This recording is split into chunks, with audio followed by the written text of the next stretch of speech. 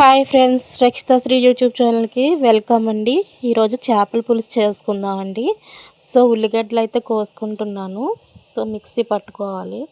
అలాగే చేప ముక్కలకి పసుపు, అల్లం వెల్లుల్లి పేస్టు, కొద్దిగా మసాలా అన్నీ కూడా కారం వేసేసి మొత్తం మ్యాగ్నేట్ చేసి పక్కనైతే పెట్టేసుకున్నానండి. సో ఫ్రెండ్స్, మనం ఒక చిన్న టాపిక్ అయితే మాట్లాడుకుందామండి. చేపల పులుసు ఎప్పుడులాగే చేస్తున్నాను అయితే ఫ్రెండ్స్, నేను నైట్ అయితే ఈ వీడియో వచ్చేసి సండేది ఫ్రెండ్స్, బట్ నాకు చేయడం కుదరక ఈరోజు చేస్తున్నాను అనమాట.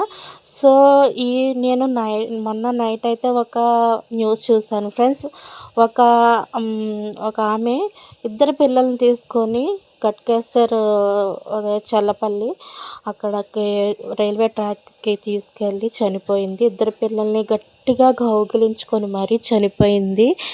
అది విన్న దగ్గర నుంచి నాకు నిజంగా ప్రాణం విలవిల్లాడుతుంది అనుకోండి. ఒంటరితనం మనిషిని ఇంత దారుణంగా చేస్తుందా అని నాకు అప్పుడే అనిపించింది. ఎందుకంటే చాలామంది లేడీస్ ఇక్కడ ఉండి హస్బెండ్స్ వేరే చోట ఉండడం అన్నది ఇప్పుడు ఈ మధ్యన బాగా కామన్ అయిపోయిందనమాట. ఇక్కడ పిల్లలతో ఆమె ఉంటుంది, హస్బెండ్ వచ్చేసి ఎక్కడో ఉంటున్నారు. సో ఏంటంటే హస్బెండ్ ఎప్పుడు కూడా పక్కనున్న లైఫ్ వేరండి. హస్బెండ్ వేరే చోట ఉండి ఎంత పిల్లలున్నా, పేరెంట్స్ ఉన్నా, ఎవరున్నా హస్బెండ్ పక్కనున్న దారైతే రాదు కదా ఫ్రెండ్స్. మీరు కూడా ఆలోచించి చూడండి. మనకి పక్కన ఏది వచ్చినా హస్బెండ్ చూసుకున్న తీరు వేరే వాళ్ళు ఎవ్వరున్నా కూడా రాదు. సో ఆమె ఆ లైఫ్ని మిస్ అయ్యింది అని నాకు బాగా అర్థమైంది ఫ్రెండ్. ఎందుకంటే కనీసం పిల్లలు కూడా పక్కన ఉండట్లేదు. ఆమె పక్కన ఎక్కడో హాస్టల్స్లో చదువుతున్నారు. మదర్ వచ్చేసి ఆమె పక్కన ఉన్న ఆమె ఏజ్డ్. ఆమెతో ఏ కష్టం వచ్చినా ఆమె ఏం చెప్పుకుంటుంది చెప్పండి అసలు. అంటే కొంతమంది లేడీస్ ఎలా ఉంటారంటే ఇంట్లో విషయాల్ని కానీ, తన మనసులో ఉన్న విషయాల్ని కానీ ఎవరితోనూ పంచుకోరు ఫ్రెండ్స్. ఏంటంటే వాళ్ళు ఏమనుకుంటారంటే బయటికి చెప్తే అదేదో తప్పుగాను, వేరుగాను అనుకుంటారేమో అని చెప్పేసి భయపడి బయటకైతే చెప్పరు. నేను అందుకే వీడియోస్లో చెప్తాను, ఏదైనా లేడీస్ ఎవరైనా సరే మనసులో ఏదైనా విషయం కష్టం ఉంటే బయటికి చెప్పండి.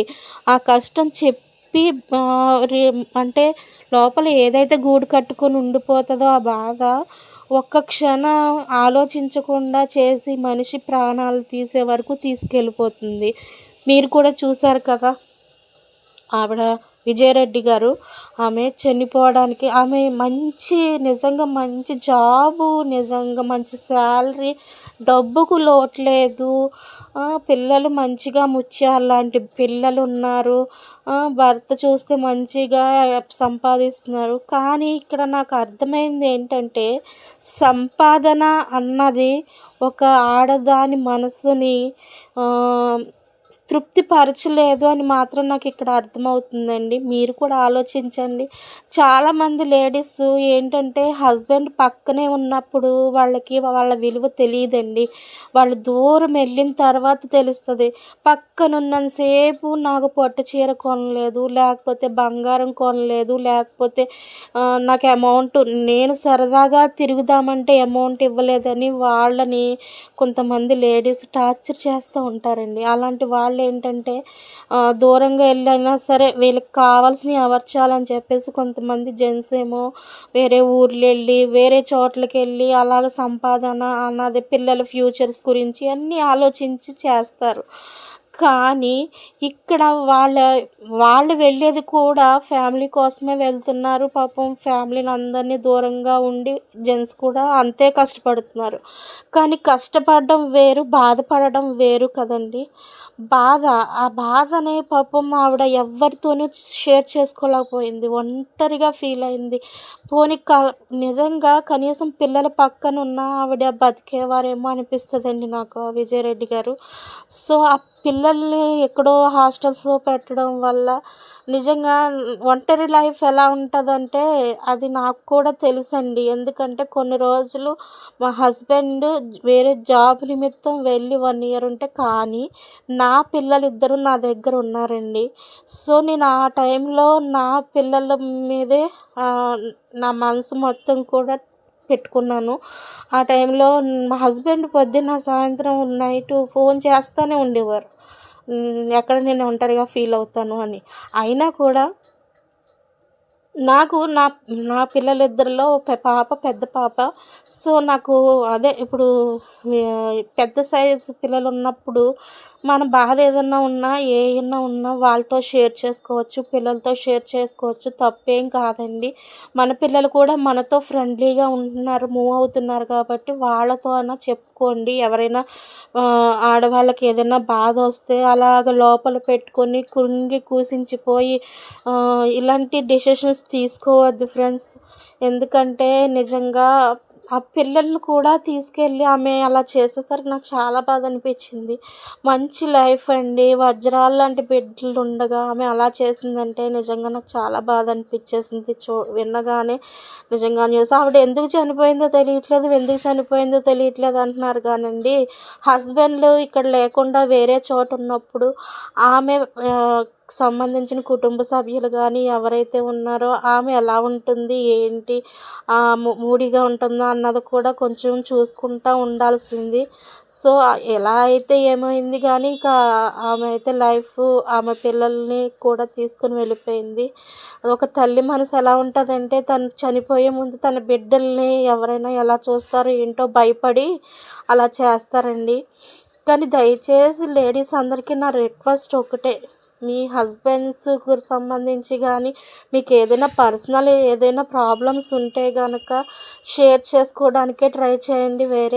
వేరే ఎవరో కాదు, మీకు నమ్మకమైన వ్యక్తులు ఎవరైతే ఉంటారో, మీ రిలేషన్స్ ఎవరుంటారో వాళ్ళతో గానీ తప్పకుండా షేర్ చేసుకొని ఆ బాధ నుంచి రిలీవ్ అవ్వండి. రిలీవ్ అవ్వకపోతే కనుక ఇంగో ఇలాంటి డెసిషన్స్ జోలికి వెళ్ళిపోతారు. ఒక్క 5 నిమిషాలు ఆవిడ ఆగి ఆలోచించుంటే ఇంత ఘోరం జరిగేది కాదేమో అనుకుంటున్నాను నేను. నేను దూరంగా ఉన్నప్పుడు నాకు నా పిల్లల సపోర్ట్ అండి. నేను వాళ్ళతోనే లైఫ్ అనుకున్నాను.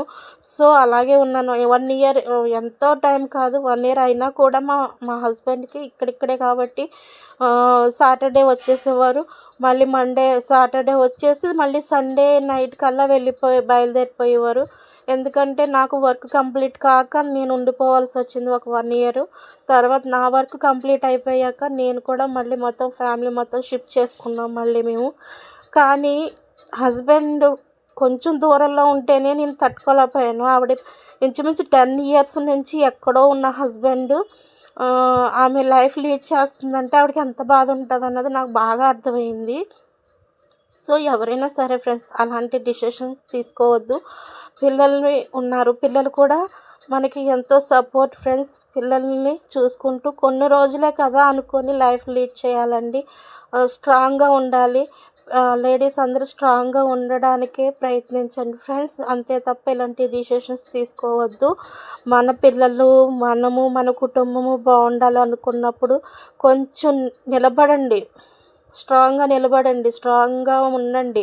ఎవరైనా ఏదైనా మిమ్మల్ని ఏమైనా అంటున్నా, చేస్తున్నా కూడా మీరు మీరు టార్గెట్ అవ్వద్దు. అవతల వాళ్ళని మీరు టార్గెట్ చేయాలే తప్ప మీరు ఇలా అయిపోయి చేసుకోవడం ఇలాంటివి మాత్రం చేయొద్దు ఫ్రెండ్స్.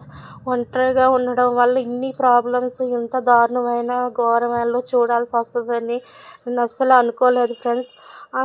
మీ పిల్లల్నిద్దరిని తీసుకొని ఆమె సూసైడ్ చేసుకోవడం నిజంగా చాలా చాలా బాధ అనిపించింది. అందుకే మీ అందరితో చెప్తున్నాను ఈ ఛానల్‌తో. మీరెవ్వరైనా సరే అలాంటి పనులు చేయకండి. జాగ్రత్తగా ఉండండి. డెసిషన్స్ తీసుకోవద్దు అలాంటివి. సో, ఫ్రెండ్స్ నా ఛానల్‌ని అయితే సబ్స్క్రైబ్ చేయండి. Bye friends. చేపల పులుసు అయిపోయింది.